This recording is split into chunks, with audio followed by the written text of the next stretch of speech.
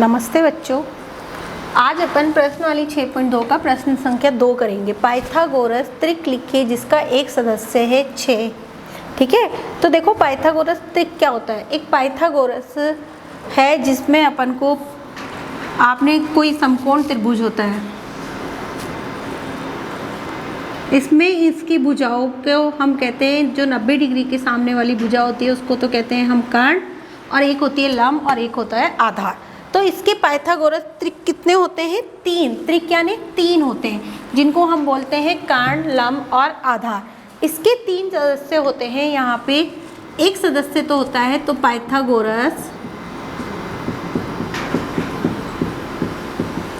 त्रिक कौन कौन से होते हैं? एक होता है 2m, एक होता है m² - 1 और एक होता है m² + 1। इसके 3 सदस्य होते हैं, जैसे हम बोलते हैं कर्ण, लंब और आधार।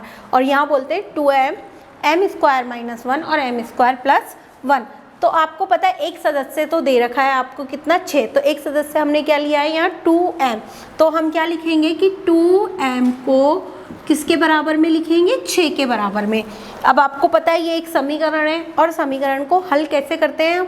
आपको पता है m के साथ 2 गुणा में है, तो ये किस में चल जाएगा? भाग में। तो m का मान आ गया आपका 6 में 2 का भाग दिया तो क्या आया? 3। ठीक है, अब अपन को 2 सदस्य निकालने हैं इसका। एक तो निकालेंगे m² - 1 और एक निकालेंगे m² + 1। तो आपको पता है एक सदस्य है m² - 1, m² 3 का होल स्क्वायर -1। आपको पता है 3 का वर्ग क्या होता है? 9। 9 में से 1 गया तो क्या बचा? 8। इसी प्रकार दूसरा क्या निकालेंगे? m² + 1। m की जगह क्या रखा मैंने? 3 का वर्ग और +1। 3 का वर्ग जानते हैं हम क्या होता है? 9 + 1 क्या आया? 10। तो आपको पता है कि पाइथागोरस त्रिक कौन कौन से हो गए? अतः पाइथागोरस त्रिक कौन कौन से हो गए? देखो, एक तो हो गया आपका 6 जो दे रखा था, और 2 अपन ने निकाले कौन कौन से? 8 और 10 हैं। अब अपनी ये सही है या गलत अपन इसको भी कर सकते हैं। मैंने आपको बताया कि एक को कहते हैं कर्ण, लंब, आधार। जो सबसे बड़ी भुजा होती है वो कर्ण होती है, तो इसमें सबसे बड़ा क्या हुआ? 10। अगर इसका वर्ग इन दोनों वर्गों के योग के बराबर आता है तो वो पाइथागोरस त्रिक होते हैं। तो देखो इसका वर्ग है 10। 10 का वर्ग बराबर किसके आना चाहिए? बाकी दोनों के वर्गों के योग के बराबर आना चाहिए। तो देखो 10 का वर्ग क्या हुआ? 100। 6 का क्या होता है? 36 और 8 का क्या होता है? वर्ग 64। इन दोनों को जोड़ा तो क्या आया? 100 किसके बराबर में आ गए? 100 के। तो यानी कि ये आपका सही है। ये आपको नोटबुक में नहीं करना, ये मैंने आपको केवल ऐसे ही समझाया है। ठीक है, तो आपका ये इसका पहला क्वेश्चन हो गया। अब मैं इसका एक और क्वेश्चन करवा देती हूँ, बाकी 2 आपको करने में इसका थर्ड क्वेश्चन करवा देती हूँ। वही हमने क्या माना? पाइथागोरस त्रिक क्या माना?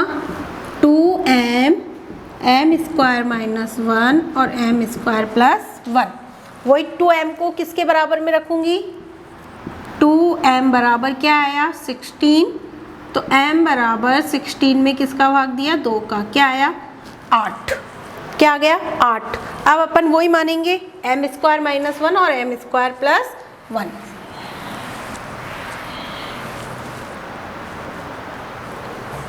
n की वैल्यू क्या आई? 8। अपन ने m² - 1 क्या आएगा? 8।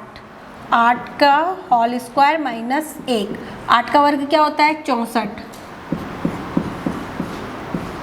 63 और एक आएगा m² + 1। तो 8 का होल स्क्वायर +1। 8 का वर्ग 64 + 1 क्या आया? 65। अतः पाइथागोरस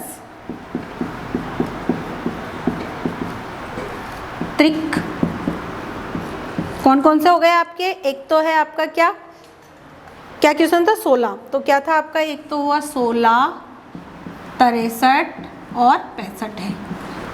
आपको मैंने कहा आप हल करके देख सकते हो। 65 का वर्ग 16 के वर्ग और 63 के वर्ग के बराबर आएगा तो आपका सही है। ठीक है, अब आपको बाकी के 2 सवाल खुद को करने हैं। धन्यवाद।